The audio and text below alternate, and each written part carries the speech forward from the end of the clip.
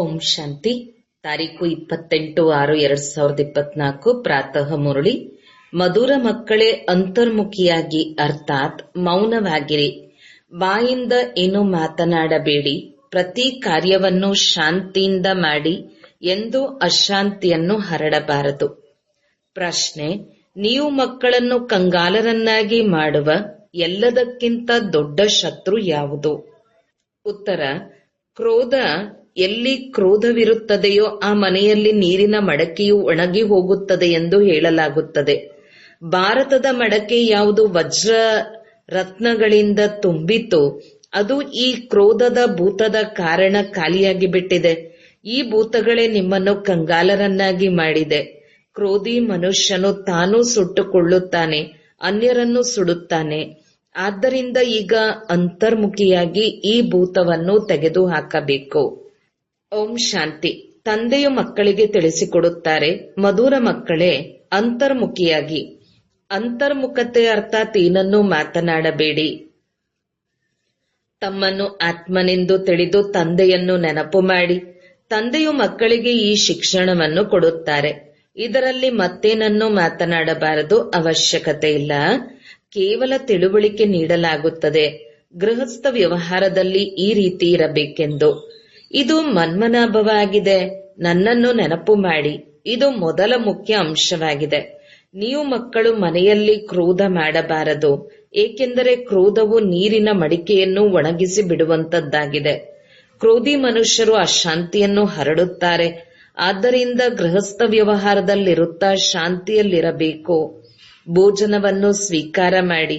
ತಮ್ಮ ವ್ಯಾಪಾರ ಅಥವಾ ಕಚೇರಿ ಮೊದಲಾದವುಗಳಿಗೆ ಹೊರಟು ಹೋಗಿ. ಅಲ್ಲಿಯೂ ಶಾಂತಿಯಲ್ಲಿರುವುದು ಒಳ್ಳೆಯದು. ನಮಗೆ ಶಾಂತಿ ಬೇಕು ಎಂದು ಎಲ್ಲರೂ ಹೇಳುತ್ತಾರೆ. ಇದನ್ನಂತೂ ಮಕ್ಕಳಿಗೆ ತಿಳಿಸಲಾಗಿದೆ. ಶಾಂತಿಯ ಸಾಗರ ಒಬ್ಬ ತಂದೆಯೇ ಆಗಿದ್ದಾರೆ. ತಂದೆಯೇ ಸಲಹೆ ನೀಡುತ್ತಾರೆ, ನನ್ನನ್ನು ನೆನಪು ಮಾಡಿ.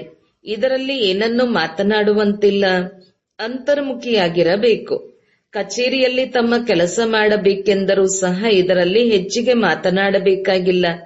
ಸಂಪೂರ್ಣ ಮಧುರರಾಗಬೇಕು. ಯಾರಿಗೂ ದುಃಖ ಕೊಡಬಾರದು. ಜಗಳ, ಕಲಹ ಮಾಡುವುದು ಇದೆಲ್ಲವೂ ಕ್ರೋಧವಾಗಿದೆ. ಎಲ್ಲದಕ್ಕಿಂತ ದೊಡ್ಡ ಶತ್ರುವು ಕಾಮವಾಗಿದೆ. ಎರಡನೆಯದು ಕ್ರೋಧವಾಗಿದೆ. ಪರಸ್ಪರ ದುಃಖವನ್ನು ಕೊಡುತ್ತಾರೆ. ಕ್ರೋಧದಿಂದ ಎಷ್ಟೊಂದು ಕಲಹಗಳಾಗಿ ಬಿಡುತ್ತವೆ. ಮಕ್ಕಳು ತಿಳಿದುಕೊಂಡಿದ್ದೀರಿ, ಸತ್ಯಯುಗದಲ್ಲಿ ಕಲಹಗಳಾಗುವುದಿಲ್ಲ. ಇದು ರಾವಣನ ಚಿಹ್ನೆಯಾಗಿದೆ. ಕ್ರೋಧಿಗಳಿಗೂ ಸಹ ಆಸುರಿ ಸಂಪ್ರದಾಯದವರೆಂದು ಹೇಳಲಾಗುತ್ತದೆ. ಭೂತದ ಪ್ರವೇಶತೆಯಾಯಿತಲ್ಲವೇ. ಇದರಲ್ಲಿ ಏನನ್ನೂ ಮಾತನಾಡುವಂತಿಲ್ಲ, ಏಕೆಂದರೆ ಈ ಮನುಷ್ಯರಿಗಂತೂ ಜ್ಞಾನವಿಲ್ಲ. ಅವರು ಕ್ರೋಧ ಮಾಡುತ್ತಾರೆ. ಕ್ರೋಧಿಗಳ ಜೊತೆ ಕ್ರೋಧ ಮಾಡುವುದರಿಂದ ಜಗಳವಾಗಿ ಬಿಡುತ್ತದೆ. ತಂದೆಯು ತಿಳಿಸಿಕೊಡುತ್ತಾರೆ, ಇದು ಅತಿ ಕಠಿಣವಾದ ಭೂತವಾಗಿದೆ. ಇದನ್ನು ಯುಕ್ತಿಯಿಂದ ಓಡಿಸಬೇಕು. ಮುಖದಿಂದ ಯಾವುದೇ ಕಠಿಣ ಶಬ್ದಗಳು ಬರಬಾರದು. ಇದು ಬಹಳ ನಷ್ಟಕರವಾಗಿದೆ. ವಿನಾಶವೂ ಸಹ ಕ್ರೋಧದಿಂದಲೇ ಆಗುತ್ತದೆಯಲ್ಲವೇ. ಮನೆ ಮನೆಯಲ್ಲಿ ಎಲ್ಲಿ ಕ್ರೋಧವಿರುತ್ತದೆಯೋ ಅಲ್ಲಿ ಅಶಾಂತಿ ಬಹಳ ಇರುತ್ತದೆ. ಕ್ರೋಧ ಮಾಡುತ್ತೀರೆಂದರೆ ನೀವು ತಂದೆಯ ಹೆಸರನ್ನು ಕೆಡಿಸಿ ಬಿಡುತ್ತೀರಿ. ಈ ಭೂತಗಳನ್ನು ಓಡಿಸಬೇಕು. ಒಂದು ಬಾರಿ ಓಡಿಸುತ್ತೀರೆಂದರೆ ನಂತರ ಅರ್ಧಕಲ್ಪಕ್ಕೋಸ್ಕರ ಈ ಭೂತಗಳು ಇರುವುದೇ ಇಲ್ಲ. ಈ ಪಂಚವಿಕಾರಗಳು ಬಹಳ ತೀವ್ರತೆಯಲ್ಲಿರುತ್ತವೆ. ಈ ಕಣ್ಣುಗಳು ಬಹಳ ಮೋಸ ಮಾಡುವಂತದ್ದಾಗಿದೆ. ಮುಖ, ಬಾಯಿಯೂ ಸಹ ಮೋಸ ಮಾಡುವಂತದ್ದಾಗಿದೆ. ಜೋರಾಗಿ ಮಾತನಾಡುವುದರಿಂದ ತಾನೂ ಬಿಸಿಯಾಗುತ್ತಾನೆ ಮತ್ತು ಮನೆಯನ್ನು ಬಿಸಿ ಮಾಡುತ್ತಾನೆ, ಅರ್ಥಾತ್ ವಾತಾವರಣವನ್ನು ಕೆಡಿಸುತ್ತಾನೆ. ಕಾಮ ಮತ್ತು ಕ್ರೋಧ ಇವೆರಡು ದೊಡ್ಡ ಶತ್ರುಗಳಾಗಿವೆ. ಕ್ರೋಧಿಗಳು ತಂದೆಯನ್ನು ನೆನಪು ಮಾಡಲು ಸಾಧ್ಯವಿಲ್ಲ.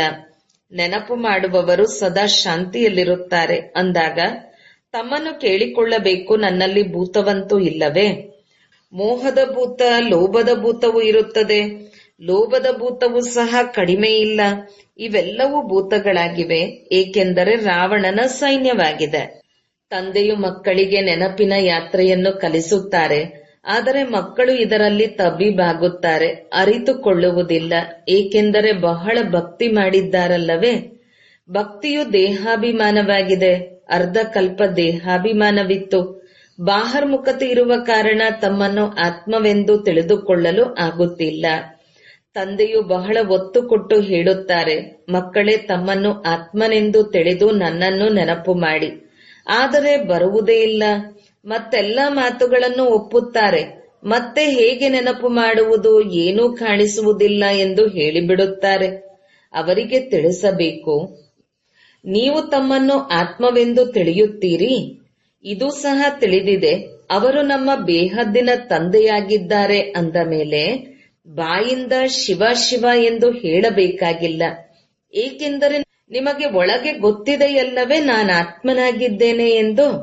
ಮನುಷ್ಯರು ಶಾಂತಿಯನ್ನು ಬಯಸುತ್ತಾರೆ. ಶಾಂತಿಯ ಸಾಗರ ಆ ಪರಮಾತ್ಮನೇ ಆಗಿದ್ದಾರೆ. ಆಸ್ತಿಯನ್ನು ಅವರೇ ಕೊಡುತ್ತಾರೆ. ಈಗ ಆ ತಂದೆಯೇ ತಿಳುವಳಿಕೆ ಕೊಡುತ್ತಾರೆ, ನನ್ನನ್ನು ನೆನಪು ಮಾಡಿದರೆ ಶಾಂತಿ ಸಿಗುವುದು ಮತ್ತು ಜನ್ಮ ಜನ್ಮಾಂತರದ ಪಾಪಗಳು ಸಹ ವಿನಾಶವಾಗುತ್ತವೆ. ಮತ್ಯಾವುದೇ ವಸ್ತುವಿಲ್ಲ. ತಂದೆಯು ಇಷ್ಟು ದೊಡ್ಡ ಲಿಂಗದ ರೂಪದಲ್ಲಿಯೂ ಇಲ್ಲ. ಆತ್ಮವು ಸೂಕ್ಷ್ಮವಾಗಿದೆ, ತಂದೆಯೂ ಸೂಕ್ಷ್ಮವಾಗಿದ್ದಾರೆ. ಹೇ ಭಗವಾನ್, ಹೇ ಗಾಡ್ ಎಂದು ಎಲ್ಲರೂ ನೆನಪು ಮಾಡುತ್ತಾರೆ. ಹೇ ಭಗವಾನ್ ಎಂದು ಯಾರು ಹೇಳುತ್ತಾರೆ?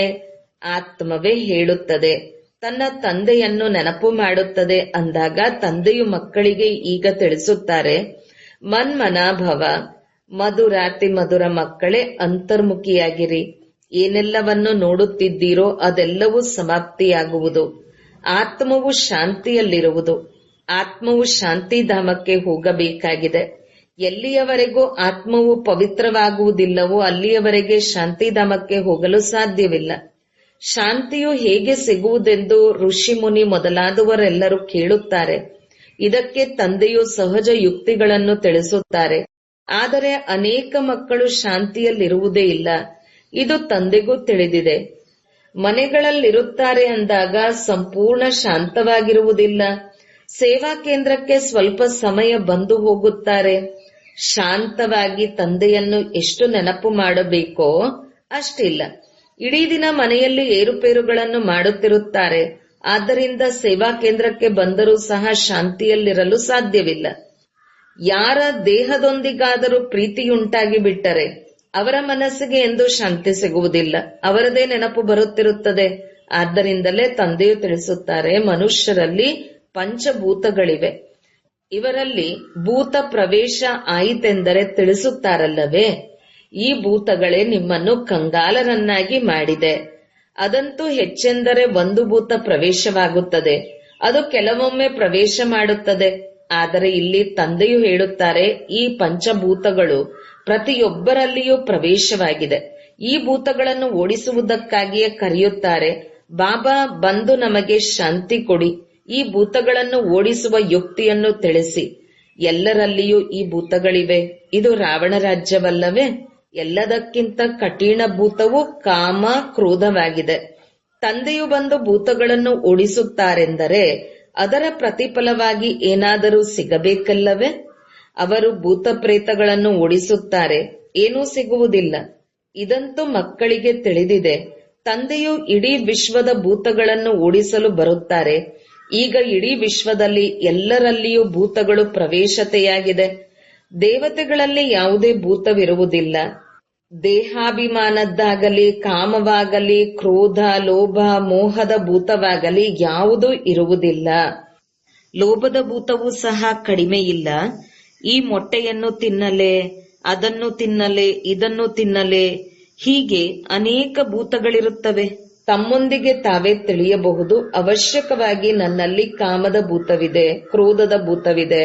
ಆದ್ದರಿಂದ ಈ ಭೂತಗಳನ್ನು ತೆಗೆಯುವುದಕ್ಕಾಗಿ ತಂದೆಯು ಎಷ್ಟೊಂದು ಪರಿಶ್ರಮ ಪಡುತ್ತಾರೆ. ದೇಹಾಭಿಮಾನದಲ್ಲಿ ಬರುವುದರಿಂದ ಅಪ್ಪಿಕೊಳ್ಳಲೆ, ಇದನ್ನು ಮಾಡಲೆ ಎಂದು ಮನಸ್ಸಾಗುತ್ತದೆ. ಇದರಿಂದ ಮಾಡಿಕೊಂಡಿರುವ ಸಂಪಾದನೆ ಎಲ್ಲವೂ ಸಮಾಪ್ತಿಯಾಗುತ್ತದೆ. ಕ್ರೋಧಿಗಳದು ಇದೇ ಆಗುತ್ತದೆ. ಕ್ರೋಧದಲ್ಲಿ ಬಂದು ತಂದೆಯು ಮಕ್ಕಳನ್ನು ಸಾಯಿಸುತ್ತಾರೆ. ಮಕ್ಕಳು ತಂದೆಯನ್ನು ಸಾಯಿಸುತ್ತಾರೆ. ಸ್ತ್ರೀಯು ಪತಿಯನ್ನು ಸಾಯಿಸುತ್ತಾರೆ. ಹೋಗಿ ಜೈಲಿನಲ್ಲಿ ನೋಡಿ, ಎಂತೆಂತಹ ಪ್ರಕರಣಗಳಿರುತ್ತವೆ. ಈ ಭೂತಗಳ ಪ್ರವೇಶತೆಯ ಕಾರಣ ಭಾರತದ ಸ್ಥಿತಿಯು ಏನಾಗಿ ಬಿಟ್ಟಿದೆ. ಭಾರತದ ಯಾವ ದೊಡ್ಡ ಮಡಿಕೆಯು ವಜ್ರ ರತ್ನಗಳಿಂದ ತುಂಬಿತ್ತೋ ಅದು ಈಗ ಖಾಲಿಯಾಗಿ ಬಿಟ್ಟಿದೆ. ಕ್ರೋಧದ ಕಾರಣ ಹೇಳುತ್ತಾರಲ್ಲವೇ, ನೀರಿನ ಮಡಿಕೆಯೂ ಒಣಗಿ ಹೋಗುತ್ತದೆ ಅಂದಾಗ ಈ ಭಾರತದ ಸ್ಥಿತಿಯು ಅದೇ ಆಗಿಬಿಟ್ಟಿದೆ. ಇದು ಸಹ ಯಾರಿಗೂ ತಿಳಿದಿಲ್ಲ. ಭೂತಗಳನ್ನು ಓಡಿಸಲು ತಂದೆಯೇ ಬರುತ್ತಾರೆ. ಇದನ್ನು ಮತ್ಯಾವುದೇ ಮನುಷ್ಯರು ಓಡಿಸಲು ಸಾಧ್ಯವಿಲ್ಲ. ಈ ಪಂಚಭೂತಗಳು ಬಹಳ ಶಕ್ತಿಶಾಲಿಯಾಗಿದೆ. ಅರ್ಧ ಕಲ್ಪವಂತೂ ಇವುಗಳ ಪ್ರವೇಶತೆಯಾಗಿತ್ತು. ಈ ಸಮಯದಲ್ಲಂತೂ ಅದರ ಮಾತೆ ಕೇಳಬೇಡಿ. ಬಲೆ ಯಾರೇ ಪವಿತ್ರವಾಗಿರುತ್ತಾರೆ, ಆದರೆ ಜನ್ಮವಂತೂ ವಿಕಾರದಿಂದಲೇ ಸಿಗುತ್ತದೆ. ಭೂತಗಳಂತೂ ಇರುತ್ತದೆಯಲ್ಲವೇ? 5 ಭೂತಗಳೇ ಭಾರತವನ್ನು ಸಂಪೂರ್ಣ ಕಂಗಾಲಾಗಿ ಮಾಡಿಬಿಟ್ಟಿದೆ. ನಾಟಕವು ಹೇಗೆ ಮಾಡಲ್ಪಟ್ಟಿದೆ ಎಂಬುದನ್ನು ತಂದೆಯ ಕುಳಿತು ತಿಳಿಸಿಕೊಡುತ್ತಾರೆ. ಭಾರತವು ಕಂಗಾಲಾಗಿದೆ. ಹೊರಗಿನ ದೇಶಗಳಿಂದ ಸಾಲ ಪಡೆಯುತ್ತಿದೆ. ಭಾರತಕ್ಕಾಗಿಯೇ ತಂದೆಯು ತಿಳಿಸುತ್ತಾರೆ, ಈ ವಿದ್ಯೆಯಿಂದ ಎಷ್ಟೊಂದು ಹಣವು ಸಿಗುತ್ತದೆ. ಈ ಅವಿನಾಶಿ ವಿದ್ಯೆಯನ್ನು ಅವಿನಾಶಿ ತಂದೆಯೇ ಓದಿಸುತ್ತಾರೆ. ಭಕ್ತಿ ಮಾರ್ಗದಲ್ಲಿ ಎಷ್ಟೊಂದು ಸಾಮಗ್ರಿಗಳಿವೆ. ಬ್ರಹ್ಮ ತಂದೆಯು ಬಾಲ್ಯದಿಂದಲೂ ಗೀತೆಯನ್ನು ಓದುತ್ತಿದ್ದರು. ನಾರಾಯಣನ ಪೂಜೆಯನ್ನು ಮಾಡುತ್ತಿದ್ದರು. ಆದರೆ ಏನನ್ನೂ ತಿಳಿದಿರಲಿಲ್ಲ. ನಾನು ಆತ್ಮನಾಗಿದ್ದೇನೆ, ಅವರು ನನ್ನ ತಂದೆಯಾಗಿದ್ದಾರೆ, ಈ ತಿಳುವಳಿಕೆಯೂ ಇರಲಿಲ್ಲ. ಆದ್ದರಿಂದಲೇ ಕೇಳುತ್ತಾರೆ, ಹೇಗೆ ನೆನಪು ಮಾಡುವುದು ಎಂದು. ಅರೆ, ನೀವಂತೂ ಭಕ್ತಿ ಮಾರ್ಗದಲ್ಲಿ ಹೇ ಭಗವಂತ ಬನ್ನಿ, ಮುಕ್ತರನ್ನಾಗಿ ಮಾಡಿ, ಮಾರ್ಗದರ್ಶಕನಾಗಿ ಎಂದು ನೆನಪು ಮಾಡುತ್ತಾ ಬಂದಿದ್ದೀರಿ. ಮಾರ್ಗದರ್ಶಕ ಮುಕ್ತಿ ಜೀವನ್ಮುಕ್ತಿಗಾಗಿ ಸಿಗುತ್ತಾರೆ. ತಂದೆಯು ಈ ಹಳೆಯ ಪ್ರಪಂಚದಿಂದ ತಿರಸ್ಕಾರವನ್ನು ತರಿಸುತ್ತಾರೆ. ಈ ಸಮಯದಲ್ಲಿ ಎಲ್ಲ ಆತ್ಮಗಳು ಕಪ್ಪಾಗಿದ್ದಾರೆ ಅಂದ ಮೇಲೆ ಸುಂದರ ಶರೀರವು ಹೇಗೆ ಸಿಗುತ್ತದೆ? ಬಲೆ ಚರ್ಮವು ಎಷ್ಟೇ ಬೆಳ್ಳಗಿರಬಹುದು, ಆದರೆ ಆತ್ಮವು ಕಪ್ಪಾಗಿದೆಯಲ್ಲವೇ? ಯಾರಿಗೆ ಬೆಳ್ಳಗಿನ ಸುಂದರ ಶರೀರದವರಿರುವರೋ ಅವರಿಗೆ ಎಷ್ಟೊಂದು ನಶೆ ಇರುತ್ತದೆ. ಆತ್ಮವು ಹೇಗೆ ಸುಂದರವಾಗುತ್ತದೆ ಎಂದು ಮನುಷ್ಯರಿಗೆ ಗೊತ್ತೇ ಇಲ್ಲ. ಆದ್ದರಿಂದ ಅವರಿಗೆ ನಾಸ್ತಿಕರೆಂದು ಹೇಳಲಾಗುತ್ತದೆ.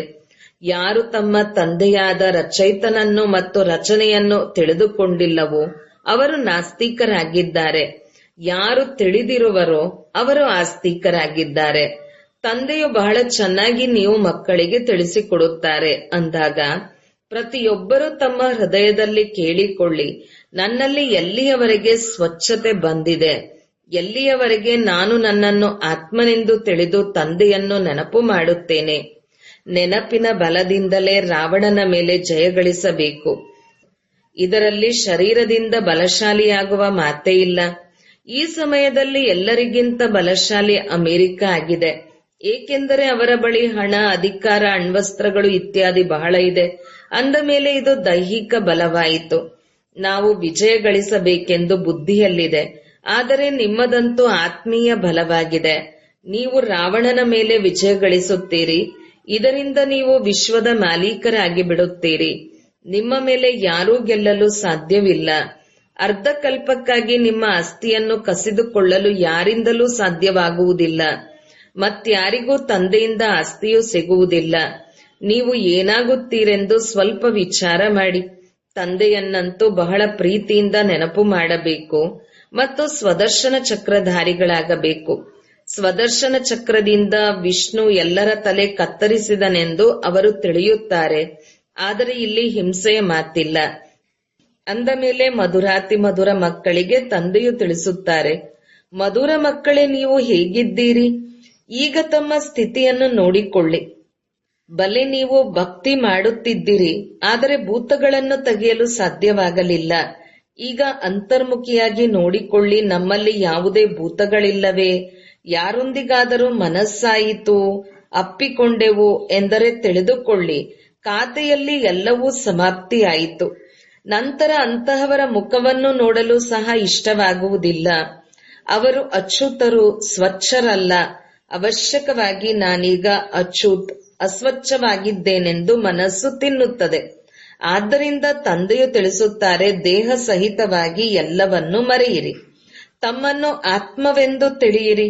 ಈ ಸ್ಥಿತಿಯನ್ನಿಟ್ಟುಕೊಳ್ಳುವುದರಿಂದಲೇ ನೀವು ದೇವತೆಗಳಾಗುತ್ತೀರಿ. ಆದ್ದರಿಂದ ಯಾವುದೇ ಭೂತವು ಬರಬಾರದು. ಆದ್ದರಿಂದಲೇ ನಿಮ್ಮನ್ನು ಪರಿಶೀಲಿಸಿಕೊಳ್ಳಿರಿ ಎಂದು ತಂದೆಯು ತಿಳಿಸುತ್ತಿರುತ್ತಾರೆ. ಅನೇಕರಲ್ಲಿ ಕ್ರೋಧವಿದೆ. ಅವರು ನಿಂದನೆ ಮಾಡದ ಹೊರತು ಇರುವುದೇ ಇಲ್ಲ.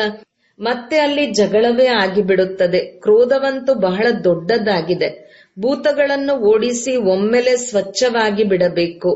ಶರೀರವೂ ಸಹ ನೆನಪಿಗೆ ಬರಬಾರದು. ಆಗ ಶ್ರೇಷ್ಠ ಪದವಿಯನ್ನು ಪಡೆಯುತ್ತೀರಿ. ಆದ್ದರಿಂದ ಅಷ್ಟರತ್ನಗಳೆಂದು ಗಾಯನವಿದೆ. ರತ್ನಗಳಾಗುವುದಕ್ಕಾಗಿಯೇ ನಿಮಗೆ ಜ್ಞಾನ ರತ್ನಗಳು ಸಿಗುತ್ತದೆ. ಭಾರತದಲ್ಲಿ 33 ಕೋಟಿ ದೇವತೆಗಳಿದ್ದಾರೆಂದು ಹೇಳುತ್ತಾರೆ. ಆದರೆ ಅವರಲ್ಲಿಯೂ 8 ರತ್ನಗಳೇ ಪಾಸ್ ವಿತ್ ಹಾನರ್ ಆಗುತ್ತಾರೆ. ಅವರಿಗೆ ಬಹುಮಾನವೂ ಸಿಗುತ್ತದೆ. ಹೇಗೆ ವಿದ್ಯಾರ್ಥಿ ವೇತನವೂ ಸಿಗುತ್ತದೆಯಲ್ಲವೇ? ನಿಮಗೆ ಗೊತ್ತಿದೆ, ಗುರಿಯು ಬಹಳ ಉನ್ನತವಾಗಿದೆ. ನಡೆಯುತ್ತಾ ನಡೆಯುತ್ತಾ ಬೀಳುತ್ತಾರೆ. ಭೂತದ ಪ್ರವೇಶತೆಯಾಗಿ ಬಿಡುತ್ತದೆ. ಸತ್ಯಯುಗದಲ್ಲಿ ವಿಕಾರವೂ ಇರುವುದೇ ಇಲ್ಲ. ನೀವು ಮಕ್ಕಳ ಬುದ್ಧಿಯಲ್ಲಿ ಪೂರ್ಣ ನಾಟಕದ ಚಕ್ರವು ತಿರುಗಬೇಕು. ನಿಮಗೆ ಗೊತ್ತಿದೆ 5,000 ವರ್ಷಗಳಲ್ಲಿ ಎಷ್ಟು ತಿಂಗಳುಗಳು, ಎಷ್ಟು ಗಂಟೆಗಳು, ಎಷ್ಟು ಸೆಕೆಂಡುಗಳಿರುತ್ತದೆ. ಇದನ್ನು ಲೆಕ್ಕ ಮಾಡುವಂತಿದ್ದರೆ ಮಾಡಬಹುದು. ಮತ್ತೆ ಈ ವೃಕ್ಷದ ಚಿತ್ರದಲ್ಲಿಯೂ ಸಹ ಕಲ್ಪದ ಇಷ್ಟು ವರ್ಷಗಳು, ಇಷ್ಟು ತಿಂಗಳು, ಇಷ್ಟು ದಿನ, ಇಷ್ಟು ಗಂಟೆ, ಇಷ್ಟು ಸೆಕೆಂಡ್ ಇರುತ್ತದೆ ಎಂದು ಬರೆಯಬಹುದು. ಇವರಂತೂ ಬಹಳ ಅಕ್ಯುರೇಟ್ ಆಗಿ ತಿಳಿಸುತ್ತಾರೆ. 84 ಜನ್ಮಗಳ ಲೆಕ್ಕವನ್ನು ತಿಳಿಸುತ್ತಾರೆ. ಅಂದ ಮೇಲೆ ಕಲ್ಪದ ಆಯಸ್ಸನ್ನು ಏಕೆ ತಿಳಿಸುವುದಿಲ್ಲವೆಂದು ಮನುಷ್ಯರು ತಿಳಿಯುತ್ತಾರೆ. ಮಕ್ಕಳಿಗೆ ಮುಖ್ಯ ಮಾತಂತೂ ತಿಳಿಸಲಾಗಿದೆ. ಹೇಗಾದರೂ ಮಾಡಿ ಭೂತಗಳನ್ನಂತೂ ಓಡಿಸಬೇಕು. ಈ ಭೂತಗಳೇ ನಿಮ್ಮನ್ನು ಪೂರ್ಣ ಸತ್ಯನಾಶ ಮಾಡಿಬಿಟ್ಟಿದೆ. ಎಲ್ಲ ಮನುಷ್ಯರಲ್ಲೂ ಭೂತಗಳಿವೆ. ಎಲ್ಲರದ್ದು ಭ್ರಷ್ಟಾಚಾರದ ಜನ್ಮವಾಗಿದೆ. ಸತ್ಯಯುಗದಲ್ಲಿ ಭ್ರಷ್ಟಾಚಾರವಿರುವುದಿಲ್ಲ. ರಾವಣನೇ ಇರುವುದಿಲ್ಲ. ರಾವಣನನ್ನು ಸಹ ಯಾರು ತಿಳಿದುಕೊಂಡಿರುವುದಿಲ್ಲ. ನೀವು ರಾವಣನ ಮೇಲೆ ಜಯಗಳಿಸುತ್ತೀರಿ. ಅನಂತರ ರಾವಣನೇ ಇರುವುದಿಲ್ಲ. ಈಗ ಪುರುಷಾರ್ಥ ಮಾಡಿ. ತಂದೆಯು ಬಂದಿದ್ದಾರೆಂದರೆ ತಂದೆಯ ಆಸ್ತಿಯು ನಿಮಗೆ ಅವಶ್ಯಕವಾಗಿ ಸಿಗಬೇಕು. ನೀವು ಎಷ್ಟು ಶ್ರೇಷ್ಠ ದೇವತೆಗಳಾಗುತ್ತೀರಿ, ಎಷ್ಟು ಬಾರಿ ಅಸುರರಾಗುತ್ತೀರಿ ಎಂಬುದರ ಲೆಕ್ಕವನ್ನು ತೆಗೆಯಲು ಸಾಧ್ಯವಿಲ್ಲ. ಏಕೆಂದರೆ ಲೆಕ್ಕವಿಲ್ಲದಷ್ಟು ಬಾರಿ ಆಗಿರುತ್ತೀರಿ. ಒಳ್ಳೆಯದು ಮಕ್ಕಳೇ, ಶಾಂತಿಯಲ್ಲಿರಿ.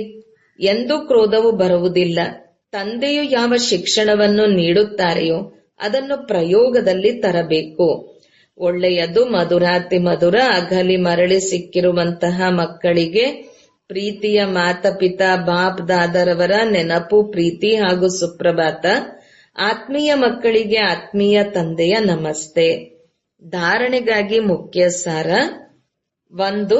ತಮ್ಮೊಂದಿಗೆ ತಾವು ಕೇಳಿಕೊಳ್ಳಬೇಕು, ಯಾವುದೇ ಭೂತಗಳಂತೂ ತನ್ನಲ್ಲಿ ಇಲ್ಲವೇ? ಕಣ್ಣುಗಳು ಮೋಸಗೊಳಿಸುವುದಿಲ್ಲವೇ? ಜೋರಾಗಿ ಮಾತನಾಡುವ, ಅಶಾಂತಿಯನ್ನು ಹರಡುವಂತಹ ಸಂಸ್ಕಾರವಂತೂ ಇಲ್ಲವೇ? ಲೋಭ ಮೋಹದ ವಿಕಾರವು ಸತಾಯಿಸುವುದಿಲ್ಲ ತಾನೇ? 2. ಯಾವುದೇ ದೇಹಧಾರಿಗಳೊಂದಿಗೆ ಮನಸ್ಸನ್ನಿಡಬಾರದು. ದೇಹ ಸಹಿತವಾಗಿ ಎಲ್ಲವನ್ನೂ ಮರೆತು ನೆನಪಿನ ಯಾತ್ರೆಯಿಂದ ಸ್ವಯಂನಲ್ಲಿ ಆತ್ಮಿಕ ಬಲವನ್ನು ತುಂಬಿಕೊಳ್ಳಬೇಕು. 1 ಬಾರಿ ಭೂತಗಳನ್ನು ಓಡಿಸಿ ಅರ್ಧಕಲ್ಪಕ್ಕಾಗಿ ಇವುಗಳಿಂದ ಮುಕ್ತರಾಗಬೇಕು. ವರದಾನ: ಈಶ್ವರ್ಯ ವಿಧಾನವನ್ನು ತಿಳಿದು ವಿಧಿಯಿಂದ ಸಿದ್ಧಿ ಪ್ರಾಪ್ತಿ ಮಾಡಿಕೊಳ್ಳುವಂತಹವರು ಮೊದಲನೇ ಡಿವಿಷನ್ನಿನ ಅಧಿಕಾರಿ ಭವ. ಸಾಹಸದ 1 ಹೆಜ್ಜೆಯಿಂದ ಪದಮದಷ್ಟು ಹೆಜ್ಜೆಗಳ ಸಹಾಯ. ಡ್ರಾಮಾದಲ್ಲಿ ಈ ವಿಧಾನದ ವಿಧಿ ಸಮ್ಮಿಳಿತವಾಗಿದೆ. ಒಂದು ವೇಳೆ ಈ ವಿಧಿ ವಿಧಾನದಲ್ಲಿ ಇರಲಿಲ್ಲವೆಂದರೆ ಎಲ್ಲರೂ ವಿಶ್ವದ ಮೊದಲನೇ ರಾಜರಾಗಿ ಬಿಡುತ್ತಿದ್ದರು. ನಂಬರ್ವಾರ್ ಆಗುವ ವಿಧಾನ ಈ ವಿಧಿಯ ಕಾರಣದಿಂದಲೇ ಆಗುವುದು. ಅಂದರೆ ಎಷ್ಟು ಇಚ್ಛೆ ಪಡುವಿರೋ ಅಷ್ಟು ಸಾಹಸ ಬಿಡಿ ಮತ್ತು ಸಹಾಯ ಪಡೆಯಿರಿ. ಸರೆಂಡರ್ ಆಗಿರಬಹುದು ಅಥವಾ ಪ್ರವೃತ್ತಿಯಲ್ಲಿರುವವರಿರಬಹುದು. ಅಧಿಕಾರ ಸಮಾನವಾಗಿದೆ. ಆದರೆ ವಿಧಿಯಿಂದ ಸಿದ್ಧಿ ಪ್ರಾಪ್ತಿಯಾಗುತ್ತದೆ. ಈ ಈಶ್ವರಿಯ ವಿಧಾನವನ್ನು ತಿಳಿದು ಹುಡುಗಾಟಿಕೆಯ ಲೀಲೆಯನ್ನು ಸಮಾಪ್ತಿ ಮಾಡಿದರೆ ಫಸ್ಟ್ ಡಿವಿಷನ್ನಿನ ಅಧಿಕಾರ ಸಿಕ್ಕಿಬಿಡುತ್ತದೆ. ಸ್ಲೋಗನ್: ಸಂಕಲ್ಪದ ಖಜಾನೆಯ ಪ್ರತಿ ಎಕಾನಮಿಯ ಅವತಾರ ಆಗಿ. ಓಂ ಶಾಂತಿ.